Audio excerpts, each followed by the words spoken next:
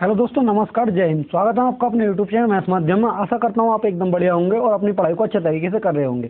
तो दोस्तों, जैसा कि हम अपने पॉलिटी को पढ़ रहे हैं बिल्कुल डेप्थ तरीके से, आज हम करेंगे इसमें उच्च न्यायालय यानी कि हाई कोर्ट। और हाई कोर्ट को हम इतने बिल्कुल डीप तरीके से देखेंगे, यानी कि इसका एक एक आर्टिकल देखेंगे, यानी कि किस तरीके से इसका हुआ। जैसे कि हमने केंद्र में हमने जो सुप्रीम कोर्ट को पढ़ा था, इसी तरीके से हम हाई कोर्ट को पढ़ेंगे। ठीक है, तो बिना किसी देरी के हम करते हैं अपनी क्लास को स्टार्ट। तो इसमें हम देखेंगे पहले कि उच्च न्यायालय यानी कि हाई कोर्ट। ठीक है, हाई कोर्ट जो है हमारा किन आर्टिकल से जो है, किस आर्टिकल के अंतर्गत दिया हुआ है। यह हमारा आर्टिकल जो हो जाता है, यह आर्टिकल 214 से और 232 के अंतर्गत हमारा ये उच्च न्यायालय हो जाते हैं। ठीक है, आर्टिकल हमारा 214 में कहा गया है कि प्रत्येक राज्य के लिए एक उच्च न्यायालय होगा। ये यानी कि ये इसका बारे में बताया गया है कि एक न्यायालय जो है स्थापित होगा प्रत्येक राज्य के लिए। और हम ये भी देखेंगे इसमें कि प्रत्येक राज्य में कुछ राज्य ऐसे हैं हमारे केंद्र शासित प्रदेश में कि उनके लिए उनके जो है मतलब जो है उस राज्य में हाई कोर्ट नहीं है, वो दूसरे राज्य के हाई कोर्ट पर निर्भर है। ठीक है, वो भी देखेंगे कितने राज्यों में हमारे। ठीक है, आर्टिकल हमारा आया था इसमें 215। इसमें ये कहा गया है कि प्रत्येक उच्च न्यायालय एक अभिलेख न्यायालय होगा। ठीक है, आगे देखेंगे अगला हमारा आर्टिकल आया था, हम इसमें देखेंगे कि अभिलेख न्यायालय का मतलब क्या होता है। जैसा कि हमने आर्टिकल उसमें हमारा जो है सुप्रीम कोर्ट पढ़ा था, तो उसमें हमने देखा था कि जो हमारा अभिलेख न्यायालय किस तरीके से। अब इसमें देखेंगे हमारा कि हाई कोर्ट में अभिलेख न्यायालय क्या है। तो इसमें हमारा पहला पॉइंट ये दे रखा है कि अभिलेख न्यायालय की सभी शक्तियां हासिल होंगी। ठीक है, जो अभिलेख न्यायालय की शक्ति होती हैं वही इसमें हाई कोर्ट को होंगी। ठीक है, इनमें से एक शक्ति है स्वयं की अवमानना के लिए दंड की शक्ति। ठीक है, इसमें यह है यानी स्वयं की अवमानना, यानी कि इसमें जो है मतलब ये है कि जो स्वयं की अवमानना होगी, यानी कि जो इन्होंने पहले मतलब कोई केस वगैरह किया हो और उसमें मतलब इन्होंने कोई निर्णय वगैरह दिया हो, तो उसकी जो अवमानना की गई है तो उसमें जो है स्वयं को भी ये दंड दे सकते हैं। ठीक है, इसमें दूसरा पॉइंट हमारा कानूनी इतिहास को संभालना। ठीक, इसमें हमारा तीसरा पॉइंट आ जाता है मिसालें कायम करना। अगला पॉइंट है हमारा कि न्यायिक आज़ादी सुनिश्चित करना। ठीक है, और न्यायालय की गरिमा और अधिकारों को बनाए रखना। ठीक है, ये हमारे अभिलेख न्यायालय के मतलब हो जाता है, यानी कि इसका अर्थ ये हो जाता है अभिलेख न्यायालय का। ठीक है, आगे देखेंगे अगला हमारा पॉइंट है इसमें कि भारतीय कानूनी प्रणाली में कानून के शासन को बनाए रखना और न्याय सुनिश्चित करना। दोस्तों, अगर आपने हमारी पिछली क्लास नहीं देखी है तो जो हमने इसकी जो है एक प्लेलिस्ट बना रखी है और जिसका लिंक जो है डिस्क्रिप्शन में हमने दे रखा है, उन क्लासेस को आप कर लेना, और जिससे कि आपको जो कोई पैड वैच खरीदने की जरूरत नहीं होगी और पॉलिटी आप यहाँ से पूरी तरीके से कवर कर लेंगे। ठीक है, बिल्कुल डीप तरीके से दोस्तों इसमें थ्योरी कराई जा रही है। ठीक है, आगे देखेंगे अगला है हमारा अनुच्छेद आया था हमारा आर्टिकल 216। इसमें कहा गया है कि न्यायाधीशों की संख्या, यानी कि न्यायाधीशों की कितनी संख्या होनी चाहिए और इस संख्या को जो कौन निर्धारित करता है। ठीक है, न्यायालय के अंदर। तो इसमें जो है हमारा एक मुख्य न्यायाधीश और जितने राष्ट्रपति नियुक्त करेगा। ठीक है, एक तो हमारे इसमें मुख्य न्यायाधीश होगा और जो हमारे अन्य न्यायाधीश होंगे वो राष्ट्रपति के ऊपर निर्भर करेंगे कि राष्ट्रपति कितने नियुक्त करना चाहेंगे इसमें। लेकिन राष्ट्रपति भी जो स्वयं नियुक्त नहीं करेंगे इसमें, राष्ट्रपति जो करेंगे सुप्रीम कोर्ट के मुख्य न्यायाधीश की सलाह पर नियुक्त करेंगे। ठीक है, जो हमारा हाई कोर्ट होगा उसके अंदर एक हमारा मुख्य न्यायाधीश होगा। मुख्य न्यायाधीश के साथ साथ जो हमारे अन्य न्यायाधीश होंगे उनकी नियुक्ति जो हमारे राष्ट्रपति करेंगे, और राष्ट्रपति जो करेंगे वो सुप्रीम कोर्ट के मुख्य न्यायाधीश यानी कि सीजेआई की चीफ जस्टिस ऑफ इंडिया की जो है सलाह पर नियुक्ति करेंगे। ठीक है, आगे देखेंगे हमारा आगे आया था हमारा आर्टिकल 217। इसमें कहा गया कि न्यायाधीशों की नियुक्ति, उसमें तो हमने जो आर्टिकल हमारा 216 था उसमें देखा था हमने न्यायाधीशों की संख्या। अब इसमें देखेंगे हम न्यायाधीशों की नियुक्ति, यानी कि न्यायाधीशों की नियुक्ति कौन करता है और ये किस प्रकार से होती है हमारे हाई कोर्ट में। ठीक है, इसमें हमारा पॉइंट ये दे रखा है कि उच्च न्यायालय के न्यायाधीशों की नियुक्ति भारत के राष्ट्रपति करते हैं। ठीक है, राष्ट्रपति जो मतलब नियुक्ति तो भारत के राष्ट्रपति के द्वारा की जाती है। ठीक है, इसमें यह है राष्ट्रपति खुद न्यायाधीशों की नियुक्ति नहीं करते हैं। ठीक है, नियुक्ति से पहले राष्ट्रपति को भारत के मुख्य न्यायाधीश और संबंधित राज्य के राज्यपाल से सलाह लेनी होती है। नियुक्ति तो हमारे जो इसमें राज्यपाल मतलब जो राष्ट्रपति करते हैं, लेकिन राष्ट्रपति स्वयं नियुक्ति नहीं करते हैं, पहले राष्ट्रपति जो है सलाह लेनी पड़ती है। एक तो सलाह लेंगे वो हमारे भारत के मुख्य न्यायाधीश से सलाह लेंगे। ठीक है, और जिस राज्य में हाई कोर्ट है उस राज्य के राज्यपाल से सलाह लेनी होती है। ठीक है, आगे देखेंगे हमारा अगला आर्टिकल आया था आर्टिकल 217 का सब क्लोज 2। ठीक है, इसमें आती है हमारे न्यायाधीशों की अर्हताएं, यानी कि न्यायाधीश बनने की जो योग्यताएं हमारी क्या क्या योग्यताएं होनी चाहिए जो हाई कोर्ट का न्यायाधीश बन सके। ठीक है, सबसे पहले तो वह भारत का नागरिक होना चाहिए। ठीक है, अगला पॉइंट हमारा यह है कि वह कम से कम 10 साल तक भारत के क्षेत्र में न्यायिक पद पर रहा हो। इसमें जो हमारा ये पॉइंट है इसमें कहा गया है कि वह कम से कम 10 साल तक भारत में जो है भारत के अंदर किसी भी न्यायिक पद पर उसने काम करा हो 10 साल तक। ठीक है, अगला पॉइंट है हमारा वह कम से कम 10 साल तक किसी उच्च न्यायालय या 2 या ज्यादा ऐसे न्यायालयों का लगातार वकील रहा हो। ठीक है, ये यानी कि ये हमारे या में या तो ये होना चाहिए या फिर ये होना चाहिए, तो वह उसको जो है मतलब हाई कोर्ट का जज उसको जो है नियुक्त कर दिया जाएगा। ठीक है, आगे देखेंगे अगला पॉइंट हमारा, अगला आर्टिकल आ जाता है हमारा आर्टिकल 217 का सब क्लोज 3।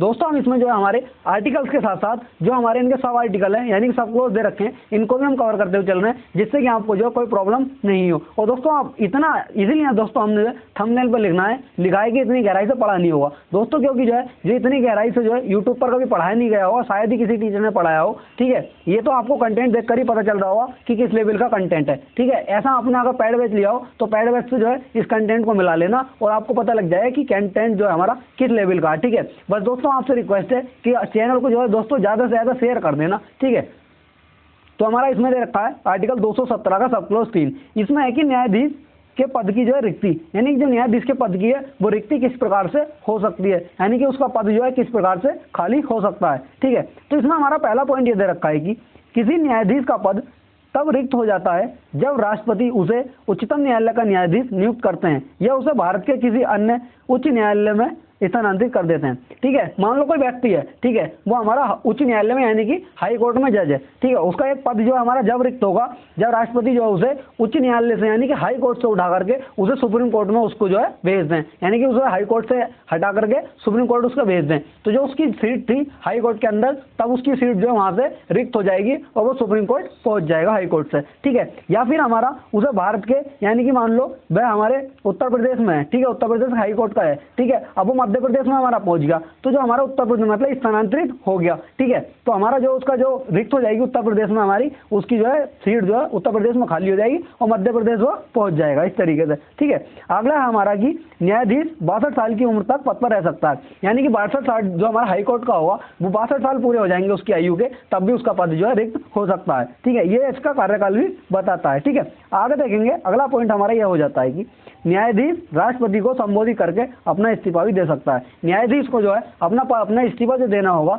वो राष्ट्रपति को अपना इस्तीफा देगा। ठीक है, इस्तीफा जो है क्योंकि नियुक्ति जो राष्ट्रपति कर रहे हैं तो वो अपना इस्तीफा भी जो है राष्ट्रपति को देता है। ठीक है, इससे भी उसका पद जो है रिक्त हो जाएगा। ठीक, अगला पॉइंट हमारा कि न्यायाधीश को गलत आचरण या भ्रष्टाचार के कारण हटाया जा सकता है। न्यायाधीश को जो हटाया जाएगा वो आचरण और भ्रष्टाचार के कारण ही उसको हटाया जाएगा और उसको जो है जो हम हटाने की जो प्रक्रिया होगी उसको महाभियोग कहा जाता है, इससे भी जो उसका पद रिक्त हो जाएगा। ठीक है, अगला आर्टिकल आ जाता है हमारा आर्टिकल 218। इसमें एक कहा गया है कि उच्च न्यायालयों की स्वतंत्रता, इसमें जो उच्च न्यायालयों की स्वतंत्रता जो है किस मतलब जो है किस सीमा तक होती है। ठीक है, तो इसमें हमारा ये पहला पॉइंट ये दे रखा है कि यह सुनिश्चित करता है कि उच्च न्यायालयों के पास सर्वोच्च न्यायालयों के समान ही शक्तियां और कार्य हैं, यानी कि जैसा हमारा सर्वोच्च न्यायालय यानी कि सुप्रीम कोर्ट के पास शक्तियां हैं। ठीक है, उसी तरीके से जो हमारे हाई कोर्ट के पास भी शक्तियां हैं, लेकिन इसमें हम ये देखेंगे कि जो हमारा सुप्रीम कोर्ट के पास मतलब कुछ शक्तियां ऐसी हैं जिससे कि हमारे हाई कोर्ट के पास जो है सुप्रीम कोर्ट से ज़्यादा शक्तियां मिली हुई हैं,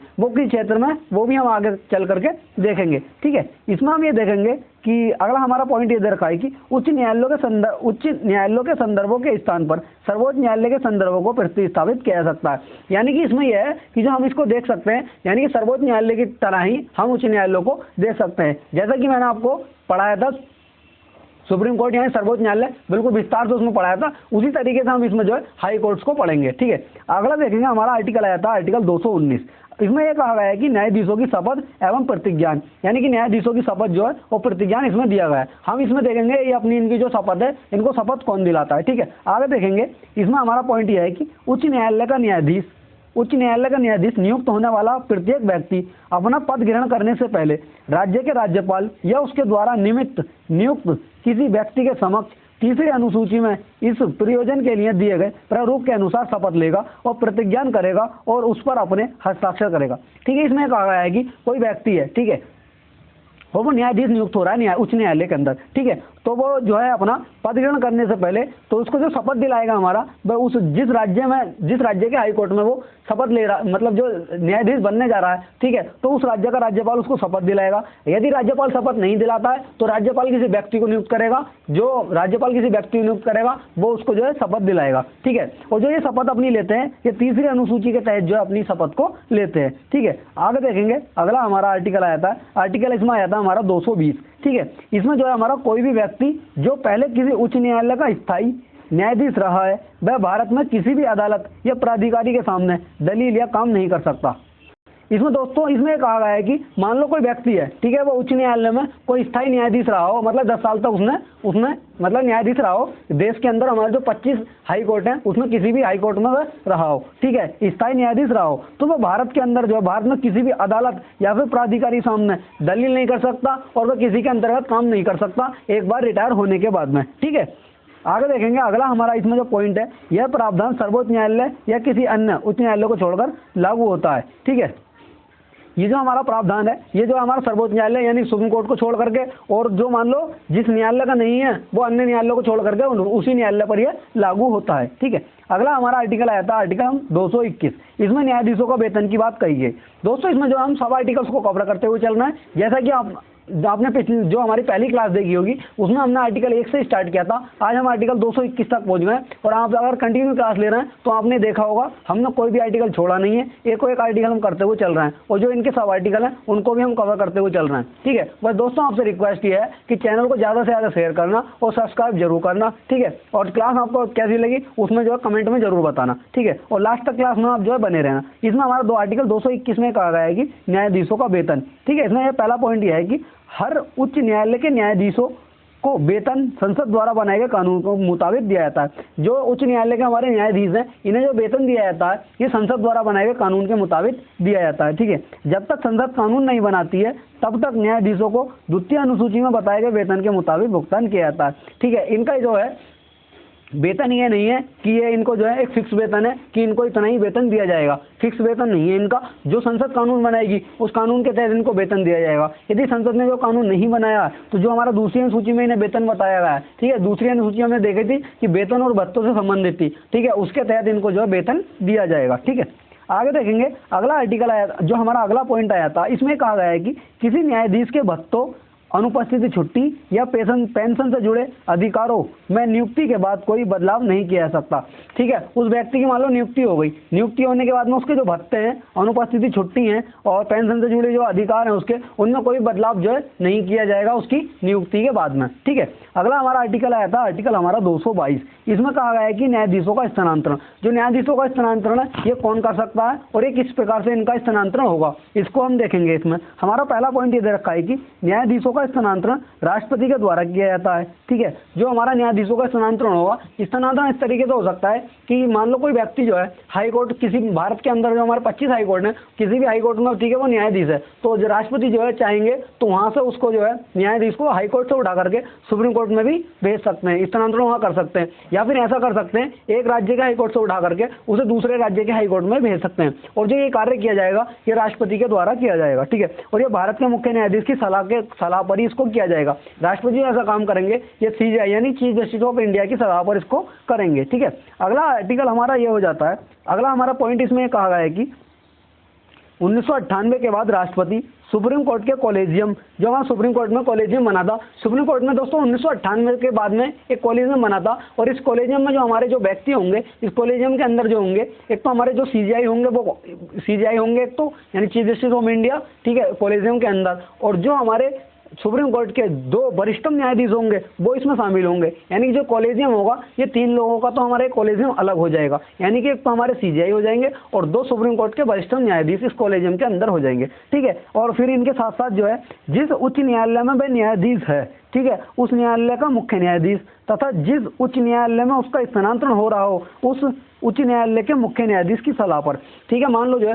राष्ट्रपति 1998 से पहले ऐसे ही उसका स्थानांतरण कर देते थे सीजेआई की सलाह पर, लेकिन 1998 के बाद में इसमें यह बात जोड़ी गई थी कि जो स्थानांतरण होगा, मान लो किसी भी न्यायाधीश का स्थानांतरण होना है, ठीक है, मान लो उसको जो है एक राज्य से उठा करके, मान लो उसको जो है यूपी से उठा करके बिहार के हाई कोर्ट में भेजना है, यूपी के हाई कोर्ट से, ठीक है, जो हमारा इलाहाबाद हाई कोर्ट है उसको जो पटना हाई कोर्ट में भेजना है, तो उसमें जो है हमारा एक तो जो सलाह ली जाएगी, एक तो हमारा सुप्रीम कोर्ट का कॉलेजियम होगा, और कॉलेजियम के मैंने बताया था आपको, एक तो हमारे सीजेआई होंगे और 2 हमारे सुप्रीम कोर्ट के वरिष्ठतम न्यायाधीश होंगे, ठीक है। और इनके साथ साथ मान लो जो उसको यानी कि जो हमारा इलाहाबाद हाई कोर्ट से उसको भेज रहे हैं, तो इलाहाबाद हाई कोर्ट के जो हमारे मुख्य न्यायाधीश होंगे उनकी सलाह ली जाएगी। और मान लो उसको पटना हाई कोर्ट भेजना है, तो पटना हाई कोर्ट के जो हमारे मुख्य न्यायाधीश होंगे उनकी सलाह पर जो है स्थानांतरण होगा। ठीक है, अगर दोस्तों आपको जो है थोड़ा अच्छे तरीके से समझ में आया होगा ये। ठीक है, आगे देखेंगे अगला हमारा पॉइंट इसमें आ जाता है कि स्थानांतरण के बाद उस न्यायाधीश को एक्स्ट्रा वेतन मिलेगा। मान लो जो उस व्यक्ति का स्थानांतरण हुआ है न्यायाधीश का,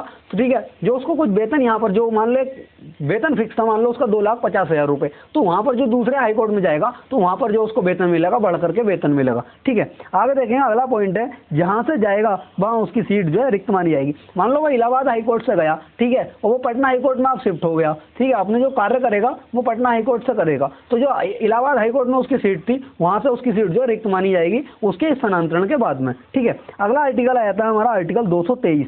ये इसमें कहा गया है कि कार्यकारी मुख्य न्यायाधीश की नियुक्ति, जो इसमें कार्यकारी मुख्य न्यायाधीश की नियुक्ति होगी, ये भी देखेंगे हम इसकी नियुक्ति जो क्यों होती है और इसकी नियुक्ति जो कौन करता है। ठीक है, इसमें हमारा पहला पॉइंट ये दे रखा है कि राष्ट्रपति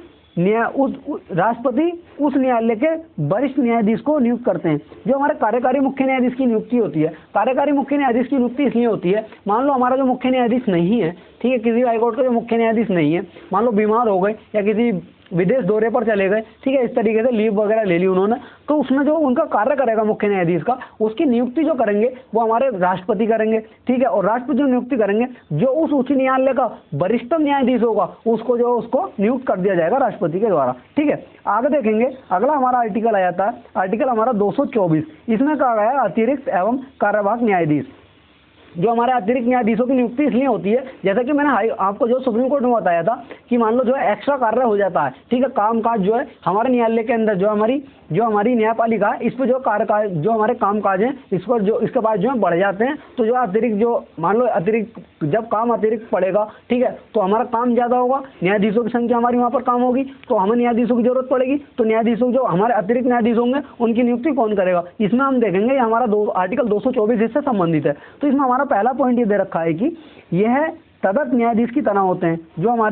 जो हमारे अतिरिक्त और कार्यवाहक न्यायाधीश होते हैं, ये तो तदर्थ न्यायाधीश की तरह होते हैं, जैसा कि मैंने सुप्रीम कोर्ट में बताया था आपको तदर्थ न्यायाधीश की नियुक्ति। ठीक है, ये उसी तरीके से होते हैं, ये हमारे तदर्थ न्यायाधीश की तरह होते हैं, लेकिन उच्च न्यायालय में तदर्थ न्यायाधीश का पद जो है नहीं होता। ये तदर्थ न्यायाधीश जो होता है हमारा सुप्रीम कोर्ट के अंदर होता है, लेकिन यह हमारा हाई कोर्ट के अंदर नहीं होता है। और जो हमारा लेकिन जो कार्य करता है ये हमारा तदर्थ न्यायाधीश की तरह ही कार्य करता है, हमारा कार्यवाहक और जो अतिरिक्त न्यायाधीश होते हैं। ठीक है, इसका अगला पॉइंट है कि इसकी नियुक्ति राष्ट्रपति करता है अधिकतम 2 वर्षों के लिए। जो अतिरिक्त हमारा जो अतिरिक्त न्यायाधीश की नियुक्ति होती है, जो इसकी नियुक्ति राष्ट्रपति के द्वारा की जाती है, और जो इसमें वर्ष पूछ लेता है हमसे कभी कभी एग्जाम में, यह अधिकतम 2 वर्षों के लिए इसकी नियुक्ति होती है। ठीक है, अगला पॉइंट है हमारा कि जो उच्च न्यायालय का न्यायाधीश बनने की योग्यता रखता हो, ठीक है, उसी व्यक्ति को कार्यवाहक और अतिरिक्त न्यायाधीश की पद पर नियुक्त किया जाएगा जो उच्च न्यायालय का न्यायाधीश बनने की योग्यता रखता हो। जैसा कि मैं इसमें अभी जो आपको यानी कि न्यायाधीशों की अर्हताओं से संबंधित यानी न्यायाधीशों की योग्यताएं मैं अभी पीछे आपको बता करके आया हूँ। ठीक है, वो उसको जो है मतलब न्यायाधीश बनने की योग्यता रखता हो, तभी उसको अतिरिक्त एवं कार्यवाहक न्यायाधीश नियुक्त किया जा सकता है। ठीक है, आगे देखेंगे अगला आर्टिकल आता है हमारा आर्टिकल 224 का कै। ठीक है, इसको हम कै भी कह सकते हैं, इंग्लिश में जो है हम इसको ए भी कह सकते हैं। ठीक है, इसमें आर्टिकल हमारा 224 का कै ये कहता है कि सेवानिवृत्त न्यायाधीशों की नियुक्ति। ठीक है, जो हमारे रिटायर्ड न्यायाधीश हो जाते हैं उनकी नियुक्ति किस तरीके से मतलब कौन करता है, इसमें हम देखेंगे। ये था हमने जो है दोस्तों, अगर आपने हमारी जो क्लास है सुप्रीम कोर्ट वाली क्लास यानी कि सर्वोच्च न्यायालय वाली क्लास आपने अगर देखी है और आपने अच्छे से पढ़ रखी है वो, तो आपको जो है यहाँ पर हाई कोर्ट पढ़ने में ज़्यादा प्रॉब्लम नहीं होगी, क्योंकि जो हमारा जो हमने सुप्रीम कोर्ट पढ़ा था वो बड़े लेवल से पढ़ा था, अभी हम वो केंद्र लेवल से था हमारा, और ये हम जो है हमारा ये राज्य के लेवल से पढ़ रहे हैं। ठीक है, इसमें हमारा पहला पॉइंट ये आ जाता है कि उच्च न्यायालय का मुख्य न्यायाधीश जो हमारा सेवानिवृत्त न्यायाधीशों की नियुक्ति होती है, ये हमारा उच्च न्यायालय के मुख्य न्यायाधीश उसकी जो है नियुक्ति करते हैं। यानी कि जिस न्यायालय में उस न्यायाधीश से मान लो जो जिस न्यायालय में उस न्यायाधीश की नियुक्ति होनी है, उस न्यायालय का जो मुख्य न्यायाधीश होगा ये सेवानिवृत्त न्यायाधीशों की नियुक्ति करता है। ठीक है, अगला पॉइंट ये है कि राष्ट्रपति की अनुमति एवं रिटायर्ड न्यायाधीश की अनुमति पर जो हमारा जो उच्च न्यायालय का मुख्य न्यायाधीश जो नियुक्ति करेगा वो स्वयं से अपनी नियुक्ति नहीं, उन व्यक्ति की नियुक्ति नहीं कर देगा, तो उसको जो पहले राष्ट्रपति की अनुमति और जो रिटायर्ड जज होगा हमारा जो रिटायर्ड न्यायाधीश होगा उसकी पहले अनुमति लेनी पड़ेगी। ठीक है, उसको अगला पॉइंट हमारा यह है कि इसके लिए वही व्यक्ति योग्य होगा जो उच्च न्यायालय का रिटायर्ड न्यायाधीश और अधीनस्थ न्यायालयों का न्यायाधीश हो। ठीक है। इसमें कहा ये हमारा पॉइंट ये है कि जो हमारा जो सेवानिवृत्त न्यायाधीशों की जो नियुक्ति होगी, ठीक है, वही व्यक्ति इसके लिए योग्य होगा जो या तो हमारा उच्च न्यायालय का जो न्यायाधीश है उसके पद से रिटायर हुआ हो, या फिर जो हमारा अधीनस्थ न्यायालय है इनके पद से न्यायाधीश के रिटायर्ड हुआ हो, या फिर वर्तमान में अधीनस्थ न्यायालय में न्यायाधीश हो। ठीक है, आगे देखेंगे अगला हमारा जो आर्टिकल आया था आर्टिकल 225। आर्टिकल 225 जो है हमारा ये उच्च न्यायालय का अधिकार क्षेत्र को दर्शाता है, यानी कि जो हमारे उच्च न्यायालय के अधिकार क्षेत्र हैं, यानी कहाँ तक इसकी जो शक्तियाँ फैली हुई हैं और क्या क्या इसके अधिकार क्षेत्र हैं। ठीक है, इसमें हमारा पहला पॉइंट ये दे रखा है कि जो हमारा संविधान लागू होने के समय मौजूद सभी उच्च न्यायालय संविधान के प्रावधानों के तहत काम करना जारी रखेंगे। जो हमारा संविधान लागू होने के जो समय हमारे उच्च न्यायालय थे, ठीक है, तो संविधान के प्रावधानों के तहत ही अपना कार्य करेंगे, यानी कि संविधान से हट करके वो कार्य नहीं करेंगे। ठीक है, अगला पॉइंट हमारा यह है कि उच्च न्यायालयों का अधिकार क्षेत्र नागरिक, आपराधिक या राजस्व से जुड़े सभी मामलों तक फैला हुआ है। इसमें हमारा ये कहा गया है कि जो उच्च न्यायालय का हमारा अधिकार क्षेत्र है ये तो हमारा एक तो नागरिक, आपराधिक और राजस्व यानी कि सभी मामलों से ये हमारा जुड़ा हुआ है, जबकि सुप्रीम कोर्ट ऐसा जुड़ा हुआ नहीं था। इसमें देखेंगे, ठीक है, अगला हमारा जो पॉइंट है इसमें ये कहा गया है कि उच्च न्यायालयों में मूल क्षेत्राधिकार और अपीलीय क्षेत्राधिकार दोनों होता है। मूल क्षेत्राधिकार में उच्च न्यायालयों को पहली बार मामलों की सुनवाई करने का अधिकार होता है। ठीक है, वहीं अपीलीय क्षेत्राधिकार में उच्च न्यायालय निचली अदालतों के फैसले की समीक्षा करता है। ठीक है, जो हमारे अपीलीय क्षेत्राधिकार होते हैं इसमें जो मामला पहले होता है वो हमारा अधीनस्थ न्यायालयों में होता है। ठीक है, यानी जो हमारी निचली अदालतें होती हैं जैसे सत्र न्यायालय हो गया, जिला न्यायालय हो गया, ठीक है, इस तरीके से उन जो हमारे सत्र कोर्ट होते हैं ना, सेशन कोर्ट वगैरह, ठीक है, तो वहाँ से मतलब जो हमारे अपीलीय क्षेत्राधिकार होंगे वो वहाँ की मान लो वहाँ से जो हमारा मान लो सेशन कोर्ट है, ठीक है, वहाँ पर कोई फैसला मतलब वहाँ पर कोई केस हुआ, ठीक है, वहाँ से उसने फैसला सुना दिया। ठीक है, जो हमारा जो हाई कोर्ट होगा हमारा जो उस केस की जो है समीक्षा करेगा। ठीक है, और जो हमारा मूल क्षेत्राधिकार होता है वहाँ पर जो हाई कोर्ट में डायरेक्ट सुनवाई हो जाती है। ठीक है, अगला हमारा आर्टिकल है आर्टिकल हमारा 226। इसमें कहा गया है कि उच्च न्यायालय को रिट जारी करने का अधिकार, जैसा कि हमारा आर्टिकल 32 के तहत जो है हमारा जो सुप्रीम कोर्ट था वो 5 प्रकार की रिट जारी करता था, और मैंने 5 प्रकार की रिटें बिल्कुल आपको डीपली बताई थी कि कौन सी रिट किस तरीके से कार्य करती है। ठीक है, यहीं पर हमारा जो आर्टिकल 226 है ये हमारा हाई कोर्ट रिट जारी करने की शक्ति इसको हाई कोर्ट को दी गई है। ठीक है, इसमें देखेंगे हमारा इसमें पहला पॉइंट हमारा यह है कि उच्च न्यायालय नागरिकों को मौलिक अधिकारों के प्रवर्तन के लिए रिट जारी कर सकता है। ठीक है, इसके अलावा किसी अन्य उद्देश्य के लिए भी रिट जारी की जा सकती है, जैसे किसी सामान्य कानूनी अधिकार को लागू करना। ठीक है, लेकिन जो हमारा सुप्रीम कोर्ट था ये हमारा सिर्फ मौलिक अधिकारों से संबंधित रिट जारी कर सकता था, और उसके अलावा ये कोई प्रकार की रिट जारी नहीं कर सकता। यहाँ पर जो हमारी रिट जारी करने की शक्ति है हाई कोर्ट को जो सुप्रीम कोर्ट से ज़्यादा दी गई है, क्योंकि सुप्रीम कोर्ट जो है हमारा सिर्फ मूल अधिकारों से संबंधित रिट जारी कर सकता था, लेकिन यहाँ पर हमारा हाई कोर्ट जो है मूल अधिकारों से भी आगे बढ़ करके रिट जारी कर सकता है। ठीक है, वो हम इसमें देखेंगे किस प्रकार से वो करता है। ठीक है, अगला पॉइंट हमारा यह है कि उच्च न्यायालय किसी भी व्यक्ति, प्राधिकरण, सरकार या सार्वजनिक अधिकारी को रिट जारी कर सकता है, जबकि सुप्रीम कोर्ट ऐसा नहीं करता था। ठीक है, आगे देखेंगे हमारा अगला पॉइंट है कि रिट जारी करने के लिए अंतरिम आदेश भी जारी किया जाता है। जो हमारा रिट जारी करने के लिए जो अंतरिम यानी कि जो रिट जारी करने से पहले भी आदेश जारी किया जा सकता है। अगला पॉइंट है हमारा उच्च न्यायालय का अधिकार क्षेत्र सर्वोच्च न्यायालय की तुलना में व्यापक है। जैसा कि मैं आपको बता कर आया हूँ, जो हमारा उच्च न्यायालय का अधिकार क्षेत्र है वो सर्वोच्च न्यायालय की तुलना में जो है मतलब व्यापक है, यानी कि बड़ा है, यानी कि सुप्रीम कोर्ट से जो है इसको ज्यादा शक्ति प्राप्त है रिट जारी करने के क्षेत्र में। ठीक है, अगला पॉइंट है हमारा कि सर्वोच्च न्यायालय केवल मौलिक अधिकारों के हनन की स्थिति में ही रिट जारी कर सकता है। सर्वोच्च न्यायालय यानी कि हमारा सुप्रीम कोर्ट जो है सिर्फ जब मौलिक अधिकारों का हनन होगा उससे संबंधित ये रिट जारी कर सकता है, लेकिन हाई कोर्ट जो है हमारा ये किसी भी क्षेत्र में रिट जारी कर सकता है मूल अधिकारों से अलग हट करके। ठीक है, आगे देखेंगे अगला आर्टिकल आ जाता है हमारा आर्टिकल 227। इसमें यह कहा गया है कि उच्च न्यायालय द्वारा सभी न्यायालयों पर अधीक्षण का अधिकार, ये देखेंगे यानी कि जो अधीक्षण का अधिकार यानी कि जो हमारे उच्च न्यायालय से नीचे के जो हमारे सेशन कोर्ट और हमारे जो डिस्ट्रिक्ट कोर्ट वगैरह होते हैं, ठीक है, उन पर जो है किस प्रकार से ये इसका अधिकार हमारा होता है। ठीक है, तो इसमें हमारा पहला पॉइंट यह है कि उच्च न्यायालय को उन सभी न्यायालयों और न्यायाधिकरणों पर अधीक्षण का अधिकार है जिनके बारे में यह क्षेत्राधिकार का प्रयोग करता है। ठीक है, यह अधिकार सशस्त्र बलों से जुड़े कानूनों के तहत गठित न्यायालयों और न्यायाधिकरणों को छोड़कर सभी पर लागू होता है। जो हमारे सशस्त्र बल हैं, ठीक है, आर्मी वगैरह है हमारी, ठीक है, इनसे जुड़े जो कानून से इनके जो कानून है, ठीक है, इनसे संबंधित जो हमारे ठीक है जो हमारे न्यायालय गठित है वो न्यायाधिकरण हमारे, ठीक है, जो गठित किए गए और उनको छोड़ करके ये सभी पर लागू होता है। ठीक है, आगे देखेंगे अगला हमारा आर्टिकल आता है आर्टिकल 228। इसमें कहा गया है कि कुछ मामलों का उच्च न्यायालय को स्थानांतरण किया जा सकता है, यानी कुछ मामलों का जो है उच्च न्यायालय को स्थानांतरण किया जा सकता है। यह आर्टिकल हमारा 228 कहता है कि यानी कि कुछ मामले हमारे मान लो यानी कि जो हमारे सेशन कोर्ट, डिस्ट्रिक्ट कोर्ट है, ठीक है, इनके मामलों को जो है वहां से उठा करके हम सुप्रीम कोर्ट में भी मतलब जो उसमें हाई कोर्ट में भी स्थानांतरित कर सकते हैं। हमारा आर्टिकल 228 इससे संबंधित है। अगला आता है हमारा आर्टिकल 229। इसमें कहा गया है कि उच्च न्यायालय के अधिकारियों और मतलब सेवकों की नियुक्ति, जो उच्च न्यायालय के अंदर हमारे अधिकारी और सेवक होंगे, जैसे कि टाइप राइटर वगैरह, हमारे जो स्टेनो वगैरह होते हैं ना हाई कोर्ट के अंदर, ठीक है, और वहाँ के जो सेवक वगैरह होते हैं यानी कि चपरासी वगैरह, ठीक है, तो उनकी नियुक्ति है उस किस प्रकार से उनकी नियुक्ति होगी, ठीक है, वो भी देखेंगे इसमें, और जो उनके वेतन वगैरह हैं वो भी किस तरीके से दिए जाएंगे, ठीक है।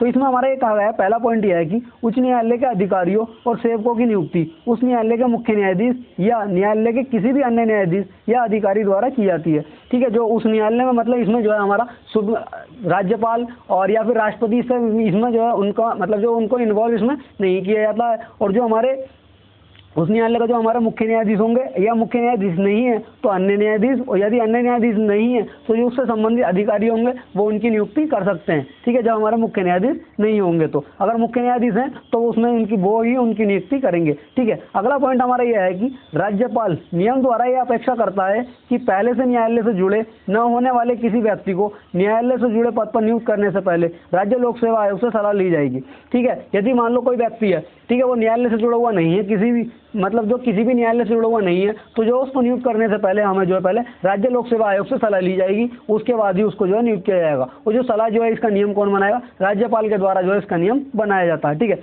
अगला देखेंगे हमारा आर्टिकल इसमें 230 आ जाता है। ये हमारा आर्टिकल 230 में कहा गया है कि उच्च न्यायालय की अधिकारिता का संघ राज्य क्षेत्रों पर जो है विस्तार, ठीक है, जो हमारा उच्च न्यायालय की जो अधिकारिता है वो संघ राज्य क्षेत्रों पर मतलब जो कैसे इसका विस्तार बताया गया है वो देखेंगे, क्योंकि जो हमारे कुछ संघ राज्य क्षेत्र हैं उसमें जो कुछ मतलब कुछ हमारे जो केंद्र शासित प्रदेश हैं उनमें हमारा हाई कोर्ट नहीं है, वो दूसरे राज्य के हाई कोर्ट पर जो है निर्भर है, ठीक है। हम ये भी देखेंगे कि मतलब जो है किस राज्य में हाई कोर्ट नहीं है और किस केंद्र शासित प्रदेश में हाई कोर्ट हमारा नहीं है, ठीक है। आगे देखेंगे हमारा अगला इसमें जो पॉइंट है, ये कहा गया है कि किसी संसद किसी उच्च न्यायालय के अधिकार क्षेत्र को किसी केंद्र शासित प्रदेश तक बढ़ा सकती है या फिर उससे किसी उच्च न्यायालय के अधिकार क्षेत्र को बाहर कर सकती है, ठीक है। यह संसद को अधिकार दिया गया है कि संसद जो है किसी भी उच्च न्यायालय के अधिकार क्षेत्र को मतलब जो है बढ़ा सकती है, ये संसद को अधिकार दिया गया है। संसद जो है उसके जो है अधिकार को कम भी कर सकती है और वो जो है उसको बढ़ा भी सकती है, ठीक है। अगला पॉइंट हमारा यह है